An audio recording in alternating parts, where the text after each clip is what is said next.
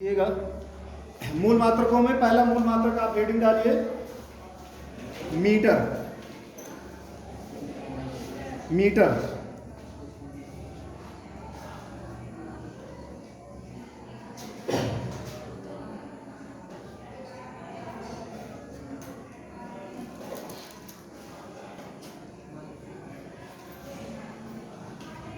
एक मीटर वह दूरी है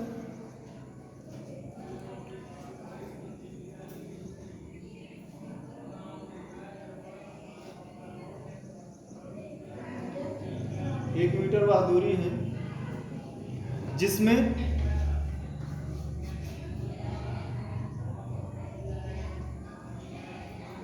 शुद्ध क्रिप्टान क्रिप्टान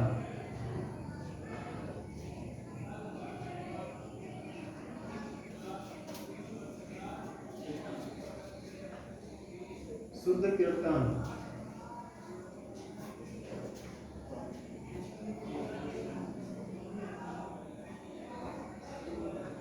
86 क्रिप्टान 86 लिखना, आगे उसके नंबर 86 क्रिप्टान 86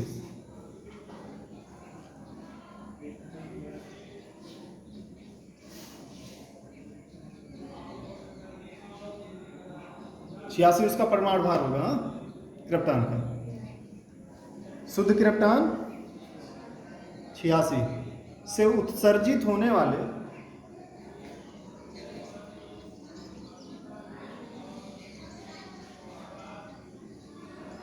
उत्सर्जित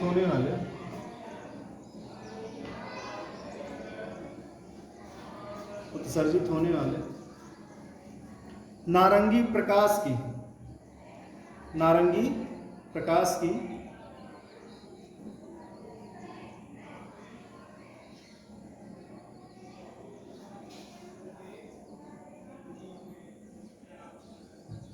वन 763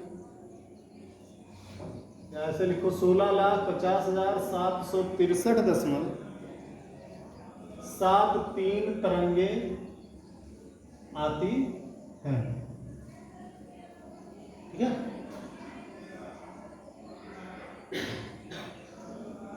कितनी तरंगे आती हैं?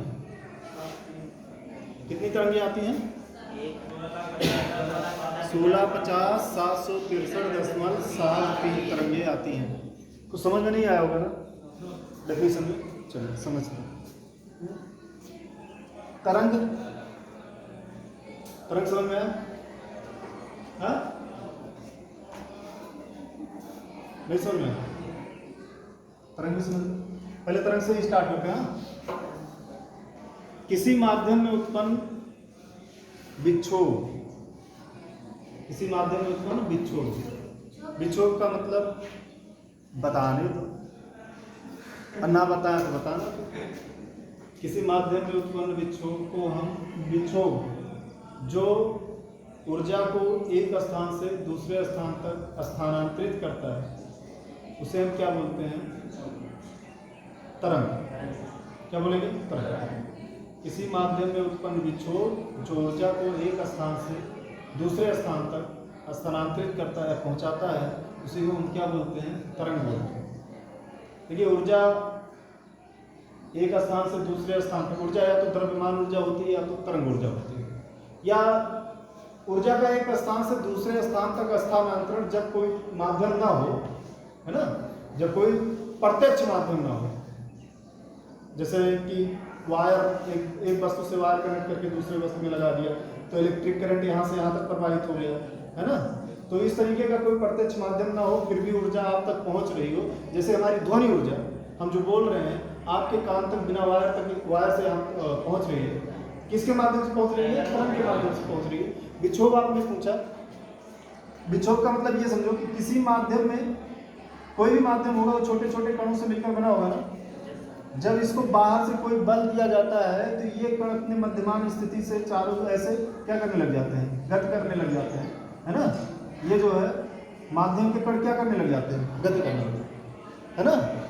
ये अपने मध्यमान स्थिति से गत करने लग जाते हैं या फिर एक दूसरे से टकराने लग जाते हैं, उसी को हम क्या बोलते हैं, विक्षोभ। अब जैसे पानी हो, बिल्कुल रुका हुआ हो, हाथ डाल करके उसी में हिला दीजिए तो जो पानी जो है हिलने डुलने लग जाता है, उसी को क्या बोलते हैं, विक्षोभ बोलते हैं। अब समझ में आया ना? जैसे आप तालाब में हैं, अब तो क्या होता है कि माध्यम के ये जो छोटे छोटे कण होते हैं, जैसे हम यहाँ पे ऊर्जा देंगे, यहाँ पे ऊर्जा देंगे तो ये ऊर्जा प्राप्त करके ये कण क्या हो जाएगा, विक्षोभ करने लग जाएगा, मतलब कि गति करने लग जाएगा, इसमें विक्षोभ उत्पन्न हो जाएगा। गति करना ही समझ लीजिए विक्षोभ उत्पन्न हो गया। अब इसको हमने जो है जो ऊर्जा दी है, तो ये ऐसे गति करना शुरू कर दिया। यहाँ पे जो है उस कण से जाकर के ये क्या किया, टकराया, तो उसमें विक्षोभ उत्पन्न कर दिया, समझे ना? और ये इसको ऐसे, ये इसको, ये इसको, ये इसको, और ऐसे फिर ये जो है आगे तक पहुंच जाती है। तो जो ऊर्जा हम यहाँ दिए हुए थे वो ऊर्जा हम यहाँ तक पहुंच गई, और सभी कण क्या हो गए हैं, सभी कणों में क्या उत्पन्न हो गया, विक्षोभ। तो वही डेफिनेशन बोला, माध्यम में उत्पन्न विक्षोभ, माध्यम में उत्पन्न विक्षोभ जो ऊर्जा को एक स्थान से दूसरे स्थान तक स्थानांतरित करता है। विक्षोभ उत्पन्न हो गया ना, हिलने डुलने लग गया, उसी को हम क्या बोलते हैं, तरंग बोलते हैं, है ना? और इनके विक्षोभ होने की घटना को हम कंपन भी बोलते हैं। क्या बोलते हैं, कंपन। समझे ना कि ये कण कंपन कर रहे हैं। कंपन करना या विक्षोभ, बात एक ही समझ लो। तरंग डेफिनेशन समझ में आ गई। माध्यम में उत्पन्न विक्षोभ जो ऊर्जा को एक स्थान से दूसरे स्थान तक स्थानांतरित करता है, पहुंचाता है, उसी को हम क्या बोलते हैं। इसका सबसे बढ़िया तरंग अगर आपको देखना, वेग, लहर जानते हैं, वो भी आपकी क्या है, तरंग है ना? अब आप देखिएगा ध्यान से, जैसे ये आपका पूरा ये जल भरा हुआ है, जल का एक मतलब तालाब है, ठीक है, एक तालाब है। आप पत्थर फेंकते हैं यहाँ पे एक पत्थर फेंकते हैं ना, क्यों जी? यहाँ पे एक पत्थर फेंकते हैं, पत्थर फेंके तो ये जो आप पत्थर फेंके थे उसमें कौन सी ऊर्जा होगी, गतिज ऊर्जा। गति के कारण गतिज ऊर्जा, रुका होगा तो ये जब यहाँ पे जल के अणुओं से टकराया तो अपनी ऊर्जा किसको दे दिया, जल के कण को, है ना? और खुद बाद में स्थिर हो जाएगा। समझ में आ रहा है ना? ये अपनी ऊर्जा दूसरे को ट्रांसफर कर दिया और फिर बाद में स्थिर हो जाएगा। अब वो ऊर्जा जल के जो अणु होंगे वो ऐसे करते हुए,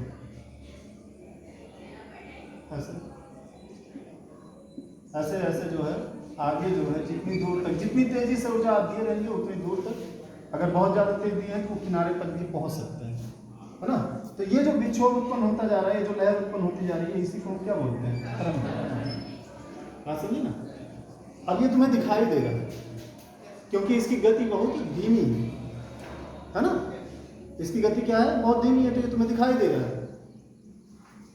अब जो है अगर गति बहुत ज़्यादा तेज हो जाती है तो वो हमें दिखाई नहीं देती, जैसे हमारी ध्वनि की, है ना?